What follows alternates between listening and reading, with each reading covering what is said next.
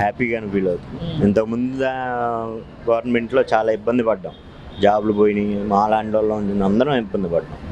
ఇప్పుడు ఆయన వస్తే దానివల్ల జాబ్స్ వస్తాయి, అందరం హ్యాపీగా ఫీల్ అవుతాం. అంటే ఆయన అంతకుముందు 14 సంవత్సరాలు చేశారు కదా, కొన్ని ఒడిదుడుకులు ఉన్నాయి. దాన్ని మైనస్ని నెటివ్ కాకుండా బాగా చేస్తాడని మేము అనుకుంటున్నాం. ఆయన వల్ల డెవలప్మెంట్ సాధ్యం అవుతుంది. హైదరాబాద్ కూడా ఆయన వల్ల డెవలప్ అయింది. మనకి క్యాపిటల్ లేదు, ఆయన వస్తే క్యాపిటల్ని మనకి పెట్టి అభివృద్ధి ఆటోమేటిక్గా జరిగిపోతుంది. గతంలో చూసినట్లయితే అసెంబ్లీలో మాట్లాడుతూ ఒకసారి ఈసారి నేను ముఖ్యమంత్రి గెలిస్తేనే అసెంబ్లీకి వస్తా అన్నారు. సో అన్నట్టుగానే చేశారు. దానికి కారణం పవన్ కళ్యాణ్ లేకపోతే ఆయన లేడు. ఇది వాస్తవం. ఎవరినైనా అడిగినా చెప్తారు. అది అంటే దాన్ని ఎలా అనుకుంటున్నారు, దాన్ని ఎలా చూస్తున్నారు? దాన్ని అంటే ఆయన మంచి హ్యాపీగా ఫీల్ అవుతున్నాం. ఆయన అన్న మాట నిలబెట్టుకున్నాడు. గవర్నమెంట్ అన్న తర్వాత అందరిని ఇబ్బంది పెట్టకూడదు, అందరినీ ఇదో చేసుకోవాలి. కానీ అందరిని ఇబ్బంది పెట్టారు. ఎవరిని ఇబ్బంది పెట్టలా. మరి మొత్తం మీద ఎలా ఉండొచ్చు రానున్న రోజుల్లో? ఇంతవరకు రాక్షస రాజ్యం చూసాం, రామరాజ్యం చూస్తాం. పైన పవన్ పాదయాత్ర చేసి కూడా గెలిచాడు. ముఖ్యంగా చెప్పాలంటే అదొక ఇంపార్ట్. ముందు పవన్ గెలవటమే అక్కడ మెజార్టీ కనపడుతుందా. అది మనలో ఒక ముందుకు వచ్చాడు. మన చిన్నోడైనా వాళ్ళ అన్నదమ్ముల్లో ఎవరు నిలబడకపోయినా ఇతను సాధించాడు ఓ రకంగా చెప్పాలంటే. అదొకటి. రాజకీయంలోకే వచ్చాడు కానీ వాడు సినిమా తీస్తేనే 3 కోట్లు వస్తాయి. అది కూడా వదులుకొని ప్రజల కోసం వచ్చాడు. ఇవాళ వచ్చాడంటే అతను అన్నది సాధించి చూపించాలి. ఇవాళ ప్రజల్ని నాశనం చేసేసాడు, పతనం చేశాడు జగన్. అన్ని రేట్లు పెంచేశాడు. ఒకటి కాదు, ఒకటి చెప్పాలంటే రౌడీయిజం కూడా ఎక్కువే. బందరు బీభత్సంగా ఉంది ఇవాళ మాకు. ఇవాళ బందరు కానీ గుడివాడ కానీ బీభత్సంగా ఉంది.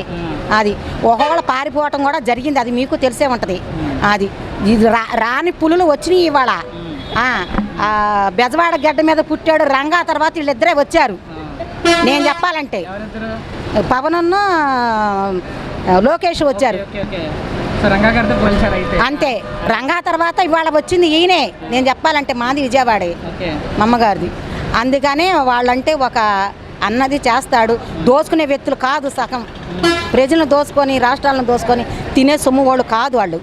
నిన్న మీటింగ్లో కూడా ముఖ్యమంత్రి ఈయన చెప్పాడు, చంద్రబాబు నాయుడు, మీ ఉద్యోగాలు మీరు నిర్వర్తించండి, ఆశ పడద్దు దేనికి కూడా, తర్వాత ఆలోచన చేద్దాం. మనము ముందు ప్రజల కోరికలు తీర్చి ప్రజలు ముందడిగేసి డెవలప్ చేసి అప్పులో ఉన్న మన దేశాన్ని మన రాష్ట్రం కాపాడుకుందాము. ఒకళ్ళైతే ఇదిగా ఉంటుంది, 3 పులులుగా నిలబడ్డారు మన ఇండియాకి. అది మాకు గొప్పతనం. అతనే చేతులారా చేసుకున్నాడు. కొన్ని అమలు చేసినా కొన్ని పాతాళాన్ని తొక్కేశాడు. ఆడవాళ్ళకి లయం చేశాడు. ఇవ్వటమని అయ్యిచ్చామని ఎందుకు ఇచ్చాడు, దేనికి ఇచ్చాడు? మేము ఇమ్మని అడగలేదు కదా. ప్రజలు ఎవరను మేము ఇస్తే నీకు వేస్తావు, నువ్వు గెలుస్తావు అనలేదు కాయాలా. నువ్వే ఇచ్చుకున్నావు, అప్పు చేసేసావు. ఆ అప్పులో కొంత నువ్వు దోసుకున్నావు నీ ప్రజలకి. మాకు అతి ఇచ్చావు, నువ్వు అది దోసుకున్నావు. ఇంత అప్పు దేనికయింది? ఎవరో రానప్పు ఇవాళ ఎందుకయింది? మరి నీకన్నా ముందు పరిపాలించారు, ఇప్పుడు వచ్చిన వాళ్ళు పరిపాలిస్తున్నారు. ఇంత అప్పు దేనికైంది? అది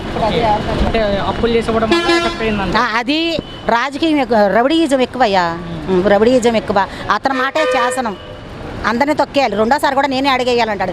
ఒకళ్ళు ఒక అవకాశం ఏడితే చాలు, 2 అడుగు 3 అడుగు వేయాలంటే 3 అడుగు వేయాలంటే ఇది అమ్మ మన సొమ్మా ఏంటి? మన ప్రజల అది అతను పతనానికి దారి. టీడీపీ ఇంత భారీగా గెలవడానికి కారణాలు ఏంటి అంటే పవన్ రాబట్టే వచ్చి. అది కాక ఒకసారి బట్టంలో తేడా చేశాడు చంద్రబాబు నాయుడు, ఓడిపోయాడు అని చెప్పి ప్రజలు ఇవాళ అతనికి అనుమతి ఇచ్చేశారు, పెట్టించారు. చెప్పులు వేశారు బందరొత్తే పవన్ మీద, రోడ్డు మీద పడుకున్నాడు. పవన్ రానియకుండా చేశారంటే చెప్పుకుంటా వెళ్తే చాలా ఉన్నాయి. జగన్ చేసిన అత్యాచారాలు చాలా ఉన్నాయి. లేడీస్ని కూడా మొన్న కూడా ఓటేసి వెళ్తుంటే లేడీస్ని ఆటోలో లాగేసి కొట్టేశారు వాళ్ళు. బందర్లో కాదు, అక్కడ ఏదో పల్లెటూరులో ఓటేసి వెళ్ళిపోయేవాళ్ళు లాగి. అట్లాంటి రౌడీయిజం బోర్డు అంతా చేశారు. నా కొడక అన్నారా పవన్ కళ్యాణ్ని, ఆడి కొడక తీడు ఆడి కొడక అప్పుడా అంటానికి వీళ్ళకి నోళ్ళు లేవా? ఇట్లా చాలా ఉన్నాయి చెప్పుకుంటూ పోతే. ఇదంతా ప్రజలు గెలిపించుకున్నాం, కావాలని గెలిపించుకున్నాం. అతను చెయ్యాలి. చేస్తే నెక్స్ట్ స్టెప్కి అవకాశం ఉంటుంది వాళ్ళకి.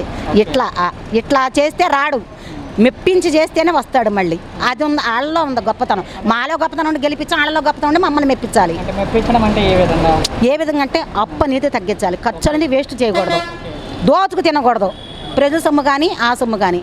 అది నా ఉద్దేశంగా చెప్పాలంటే దోచుకుంటాం తగ్గించాలి, అన్నయ్య అమలు చేయాలి. మళ్ళీ రావడానికి మీకు అవకాశం ఉంచుకోవాలి. మీరు ఇంతటితోటి ఇచ్చి అనిపించుకోకూడదు, శబాష్ అనిపించుకోవాలి. వచ్చినందుకు దమ్ముగా నిలబడినందుకు ముందు అడిగి వేస్తున్నారు కాబట్టి ఇంకా ముందు అడిగి వేయాలని నేను కోరుకుంటున్నా.